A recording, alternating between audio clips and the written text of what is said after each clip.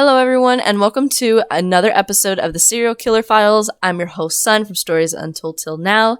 Make sure you stay tuned for the announcement at the end. Kind of looks like I always have something to say at the end of these videos, huh?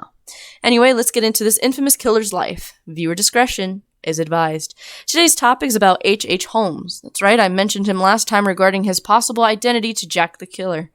This time, we aren't talking about Jack. We are focusing on Holmes, a man who built a murder castle. H. Holmes was born on May 16th in 1861 in Gilmanton, New Hampshire. His birth name was Herman Webster Mudgett. He was born into a wealthy family and is said to have a very privileged and wonderful childhood. However, what was happening behind closed doors was far from picture perfect. Holmes' father was an alcoholic and his mother was a devout Methodist who preached Bible scripture to him. Now, this wouldn't be bad, except it is depicted that she was very strict about the Bible and would also often beat Holmes. Holmes was cross-eyed and unusually quiet, so he became the victim of his constant bullying at school. At a young age, it was noted that Holmes showed signs of insignificant intelligence over his peers. There's an incident that happened in his childhood years that he would later bring up after he was arrested for murder. That incident questioned happened in school. His bullies were said to have set up skeletons in the classroom. They did this as they wanted to cure Holmes of his fear of death. Holmes would later say that this not only scared him, but it had increased his fascination in skeletons. Apparently, he had expressed an interest of medicine before that and soon began to practice surgery on animals. Some of these animals were dead, while some of them were indeed very much alive. When Holmes was 11, he was accused of killing an older childhood friend of his named Tom. Both Tom and Holmes were playing in an abandoned home that was nearby. According to Holmes, Tom was at the top of the stairway where the landing was. By the way, the landing is the area that could be the hallway or opening in the upstairs space. Anyway, Tom was standing in the landing area where he apparently fell. Holmes said that he saw Tom fall, but in hindsight, most likely he was close enough to push Tom off the landing. Holmes went on in his life as if nothing of the sort had ever happened. Holmes was able to graduate high school at the age of 16. It is then when he went into the University of Michigan school. This is where Holmes started his spree of scams. He would often steal cadavers from the university. He would also insure them, and then when he was ready, he would mess them to look like they had recently died of an accident. He would then collect the money from those insurance claims and basically get off scot-free, as long as no one caught on to his pattern. 1878, Holmes married a woman named Clara Lovering, and they had a son named Robert Mudgett in 1880. There isn't much to be said here, but it's a little tidbit for later on.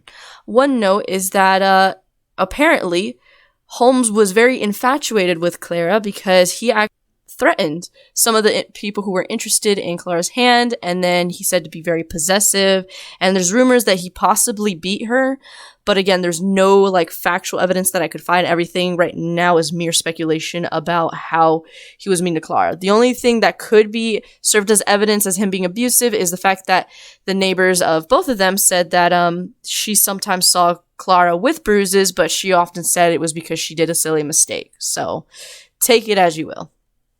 In 1884, Holmes graduated from the University of Michigan Medical School. It was during this time that he would be mediocre in school. I honestly believe that he was mediocre to draw less attention to him so that he could continue doing his misdeeds. I mean, think about it. He was committing insurance scam. Remember how I said Holmes was using cadavers to get money? Well, it turns out Holmes was entangled in the scandal at a university. He was accused of stealing bodies, maiming them, and collecting the deceased insurance policies. However, since this was all accusation and no proof, he was still able to graduate. Another thing was that was close to preventing him from graduating is that when he met a widowed hairdresser, and apparently she accused him of making a false promise of marriage to her. I am not sure why this could have prevented him from graduating, but it was mentioned a couple times in my research about Holmes. After graduating from medical school, he worked a variety of odd jobs, including teaching school and working as a doctor in Moyers Forks, New York. Holmes racked up a great deal of debt during this time, often making excuses to default on rent, saying, "Oh, I couldn't," or "something came up," or anything but "I don't have the money." Eventually, in 1885, Holmes would move without saying a word to his wife. He left town in the middle of the night to avoid paying, and he wound up in Chicago, Illinois. This is where he would stop using the name Hermit Mudgett and create an alias called H.H. Holmes. In Chicago, he started using the alias Dr. H.H. Holmes, which stood for Harry Howard Holmes. When he sat for his pharmaceutical license test in May of 1886, just after moving to Chicago to find work in a drugstore. When the owner of the drugstore passed away, he left his wife to take over the responsibilities of the store. However, Holmes was able to convince the widow to let him buy the store. The widow soon went missing and was never seen again. Holmes claimed that she moved to California, but this could never be verified. There are rumors, however, that Holmes in reality killed the owner and later killed his wife. Once he owned the drugstore, Holmes purchased the empty lot across the street. He designed and built a 3-story hotel, which the neighborhood called Castle during its 1889 construction. During this time, Holmes met a woman named Myrta Z. Belknap. He was able to marry her while still being married to his first wife because the state of Illinois did not know he was in fact already married. He would later have a daughter who they named Lucy together. In continuation of the construction, Holmes hired and fired several construction crews so that no one would have a clear idea of what he was doing. He was designing a murder castle. After construction was complete in 1891, Holmes placed an ad in the newspapers offering jobs for young women and advertised the castle as a place of lodging. He also placed ads presenting himself as a wealthy man looking for a wife. This three-timing jerk at this point. As he began to buy land around the area, he would put his mother-in-law's name on the deed. The land was supposed to include a 2-story building that featured a new drugstore with multiple apartments that he would rent out to various tenants. Included in the blueprints were odd secret rooms, a hidden staircase, and even a trap door. The upper floors contained his living quarters and many small rooms where he tortured and killed his victims. There were also trapdoors and chutes that enabled him to move the bodies to the basement where he could burn the remains in the kiln or dispose of them in other ways. The building was funded by various schemes and cons. Architects and contractors weren't paid, but when they filed lawsuits against Holmes, he pointed the debts to his mother-in-law, who owned the building. What an awful guy. He really pointed that to his mother-in-law. Honestly, even though it is stated that his parents were abusive, I wonder if his mother-in-law was also abusive, or if he simply just didn't like the woman, or there's a good chance that there was no possible reason other than that he's a bad guy, you know? Another note is, how good is this guy to act like nothing is happening with his current wife, Mircea, and she's not even picking up on anything? To me, that's amazing. Maybe he was using her as backup so that when they asked, oh, what were you doing the night of such and such date? He's like, I was with my wife. And because most likely the wife really loved him enough to give birth to a child, she would have been like, yeah, I can cover up with him because I don't think my husband's capable of that. Well, we won't know at this point. In 1891, Holmes had a mistress. Friends and families went to Holmes after noticing the mother and daughter were gone. That's right, his mistress also had a daughter. Although Holmes claimed that they were alive, he started renting the apartment to new tenants. He even tried to sell the clothes of the woman's child to the new tenant. It took months for the family to assume that they would ever see the mother and daughter again, and it took years for the body of the child to be found in a secret room in Holmes' home. Holmes' story varies on whether or not he actually killed his mistress, but many believe that these were the first 2 victims of America's first serial killer. Continuing on, though, with the murder castle, all of Holmes' employees, hotel guests, fiancés, and wives were required to have life insurance policies. Holmes paid the premium as long as they listed him as the beneficiary. Most of his fiancés and wives would suddenly disappear, and as many of his employees and guests, people in the neighborhood eventually reported that they saw many women enter the castle, but would never see them exit. It's a real-life Hotel California, if you know what I mean. Holmes was known to be the womanizer. He knew exactly what to say and how to say it. He was notoriously charming and likable. This, no doubt, is how he would gain the trust of so many women before murdering them. From then, H.H. Holmes went on a killing spree. Within 6 months, he was back to conning and crime. He opened the Silver Ash Institute, in which he created a concoction that was advertised to cure alcohol addiction. By his side was another mistress, Emil Sigrad. Sigrad started as a typist at the Institute and eventually became way more involved in Holmes' life. At his request, she was an expert at keeping their engagement a secret. He also told investigators that he was building a 3rd floor on his building, a hotel that would accommodate people for the 1893 World's Fair. The floor was built, but the investors didn't see a return on that investment. At the end of 1892, Emmeline disappeared. Days later, Emmeline's friends and families received a marriage announcement for Emmeline and a man named Robert Phelps, but no such man existed. Although people had suspicions about Emmeline's affair with Holmes, he was not expected in her disappearance or possible murder. Emmeline's body has never been found. Emmeline was replaced soon by a new typist, Minnie. Like Emmeline, Minnie used a fake name when talking about her engagement to Holmes, yet as the relationship progressed, the couple was visited by Minnie's sister, Nanny, who joined them in Chicago. Holmes and Minnie got married, and her inheritance became his property. In July, both sisters disappeared, and Minnie's apartment was cleared out. During the 1893 Columbian Exposition, Holmes opened up the hotel for his visitors. Unfortunately, many guests did not survive in what we became known as the Murder Castle. Many of these victims, no one knows for certain the total number, were women who were seduced, swindled, then killed. Holmes had a habit of getting engaged to women only for his fiancée to suddenly disappear. Other victims were lured here by the offer of employment. He ensured that once more that he had life insurance taken out and claimed his rewards after they all mysteriously disappeared. Holmes was already notorious with the law before the events of Murder Castle. In fact, he was arrested multiple times for different things and not for murder.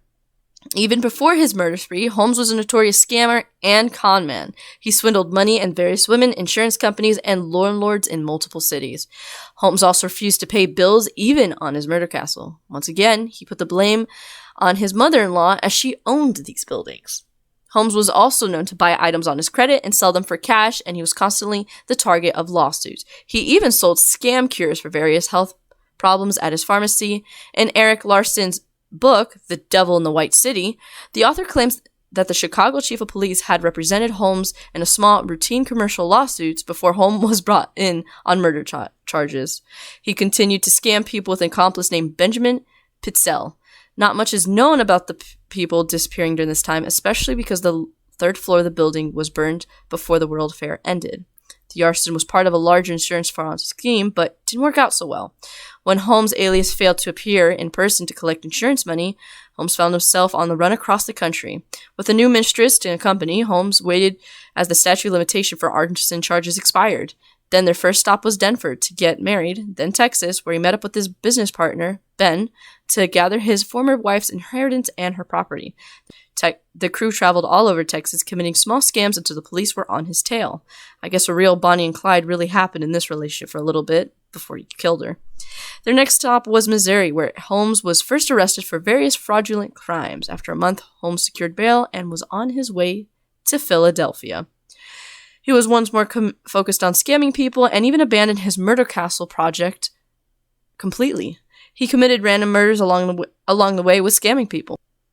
During this time, Holmes stole horses from Texas, shipped them to St. Louis, and sold them, making a fortune. He was arrested for this and sent to jail. It was when he was arrested in 1894 where he met his cellmate, who was also notorious for being a con man, Marion Hedgepeth. Holmes said that he would take out an insurance policy for $10,000, fake his own death, and then provide Hedgepeth with $500 in exchange for a lawyer who could help him if any problems arose. Once Holmes was released from jail on bail, he attempted his plan. However, the insurance company was suspicious and did not pay him. Holmes then decided to attempt a similar plan in Philadelphia. Pitzel and Holmes planned to revive one of Holmes' early fraud schemes. The plan was to fake Pitzel's death and use a medical cadaver to collect a big insurance check. But the need to find a suitable body was still a big part of the insurance fraud scheme. In the end, there was no need for a cadaver. Holmes murdered Pitzel in Philadelphia and framed the death to make it look like a freak pipe accident. Once again, Holmes had to follow the rules of the insurance industry in order for his fraud to work. He sought out Prietzel's family in St. Louis to identify Prietzel's dead body, telling his former business partner's family that Prietzel was alive and that they would need to travel to Philadelphia in order to identify the body, collect the money, and all be reunited once again. In 1894, Marion Hedgepeth, who was angry that he did not receive any of the money in the initial scam, told the police about the scam Holmes had planned. The police tracked Holmes, finally catching up to Boston, where they arrested him and held him on an outstanding warrant for the horse swindle. At the time of his arrest, Holmes appeared as if he was prepared to flee the country, and the police became suspicious of him.